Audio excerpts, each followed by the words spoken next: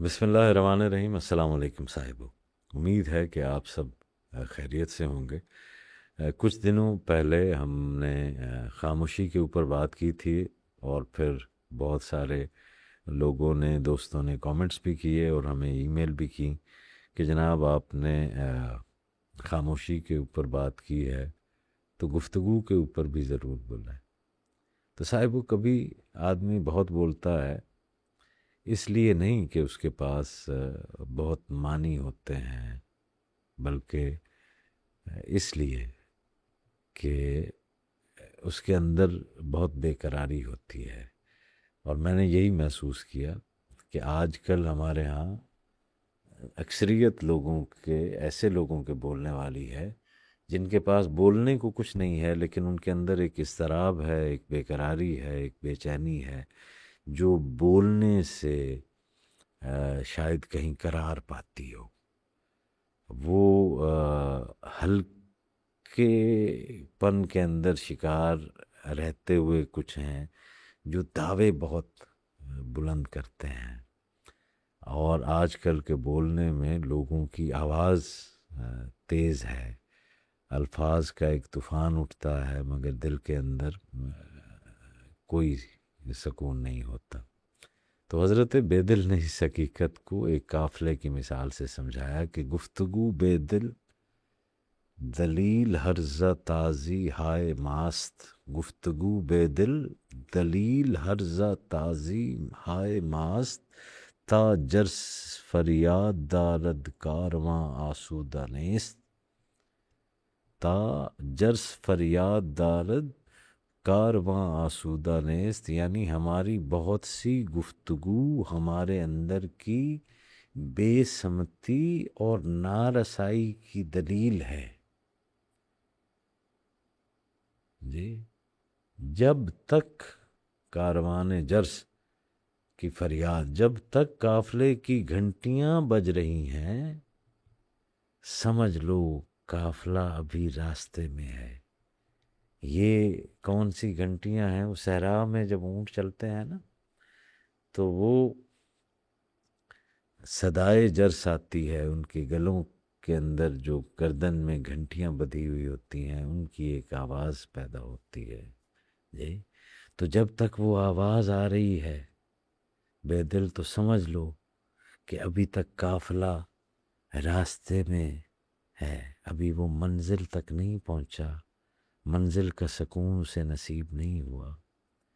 تو یہاں گفتگو سے مراد ہر گفتگو نہیں ہے، اور جیسا کہ میں نے پچھلی نشست میں بھی کہا تھا کہ علم کی بات ہو یا خیر کی بات ہو، اصلاح کی بات ہو، محبت کی بات ہو، سکون کی بات ہو، حوصلہ دینے کی بات ہو، امید کی بات ہو، بشارت کی بات ہو، یہ سب زندگی کی ضرورتیں ہیں۔ یہاں جو مراد ہے وہ اور گفتگو ہے، وہ نارسائی کی گفتگو ہے، وہ گفتگو جو انسان اپنی کمی چھپانے کے لیے بلند و بانگ دعوے کر رہا ہے، ایسا بولنا جس کے اندر معنی کم ہے، شور زیادہ ہے، وہ دعوے جس میں حقیقت کم ہے اور نمائش زیادہ ہے۔ ایک شخص تھا صاحب، اس شخص نے دیکھا کہ کولو کے بیل کے گلے میں گھنٹی بندھی ہوئی ہے۔ اس نے مالک سے پوچھا کہ یہ گھنٹی کیوں باندھی ہے؟ تو مالک نے اسے کہا تاکہ مجھے معلوم رہے کہ بیل چل رہا ہے۔ اس نے کہا اگر بیل کھڑا ہو کر صرف گردن ہلاتا رہے اور گھنٹی بجتی رہے تو؟ مالک نے جواب دیا بات ٹھیک ہے، مگر میرا بیل تمہاری طرح منطقی نہیں ہے۔ تو شاید ہمارے جو وہ منطقی بیل ہیں، وہ بس کھڑے کھڑے گردن ہلا رہے ہیں، وہ بس بیٹھے بیٹھے بول رہے ہیں۔ تو یہ بس ہنسی میں کہی گئی بات ہے، لیکن اگر آپ چاہیں تو اس میں زندگی کا بڑا راز ہے۔ بہت سے لوگ سفر نہیں کر رہے ہوتے، یقین مانیے، صرف گھنٹی بجا رہے ہوتے ہیں، صرف حرکت کا شور ہوتا ہے، پیش رفت کچھ بھی نہیں ہوتی۔ جی، گفتگو بہت ہوتی ہے، باطن میں کوئی تبدیلی نہیں آتی۔ اصل مسافر کم بولتے ہیں، وہ زیادہ چلتے ہیں، دیکھتے ہیں، ہر قدم کا اعلان نہیں کرتے، ہر منزل کا دعویٰ بھی نہیں کرتے، اور ہر وقت اپنی اہمیت بھی ثابت نہیں کرتے۔ ان کی سنجیدگی ان کی رفتار میں ہوتی ہے، ان کی سچائی ان کے عمل میں ہوتی ہے۔ اس لیے منزل والوں کی زبان میں وقار ہوتا ہے، وہ بولتے ہیں تو بات دل میں اترتی ہے، خاموش رہیں تو خاموشی بھی معنی دیتی ہے۔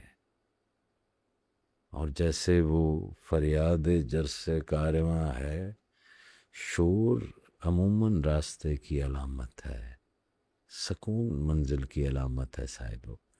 تو مختصر یہ کہ گفتگو اگر علم، خیر اور حق کے لیے ہو تو نعمت، لیکن اگر نفس، بے چینی، نمائش اور ڈائریکشن لیس معاشرہ پیدا کر رہی ہو تو منزل کی طرف سنجیدہ ہو جاتے ہیں، تو گفتگو کم اور معنی زیادہ ہو جاتے ہیں۔ اور یہی گفتگو کا ادب ہے، یہی خاموشی کا وقار ہے، اور یہی سفر کی اصل منزل ہے۔